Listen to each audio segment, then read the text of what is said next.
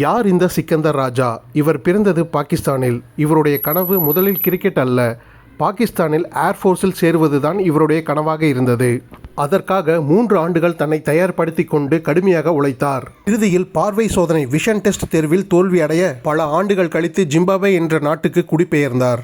பிறகு தம்முள் இருக்கும் கிரிக்கெட் திறமையை வெளிக்கொண்டு வர ஜிம்பாப்வே டொமஸ்டிக் கிரிக்கெட்டில் சிறப்பாக தனது பங்களிப்பை கொடுத்தாலும் ஜிம்பாப்வே கிரிக்கெட் அணியில் இடம் கிடைக்கவில்லை.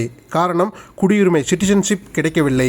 2013ஆம் ஆண்டு ஜிம்பாப்வேக்காக முதல் ஒருநாள் போட்டியை விளையாட அன்று முதல் 2025ஆம் ஆண்டு வரை 12 ஆண்டுகளில் 8000க்கும் மேற்பட்ட ரன்கள், 200 விக்கெட் என பல நேரங்களில் தனி ஒருவனாக பேட்டிங் பவுலிங் மூலம் அணியை வெற்றி பெற செய்துள்ளார்.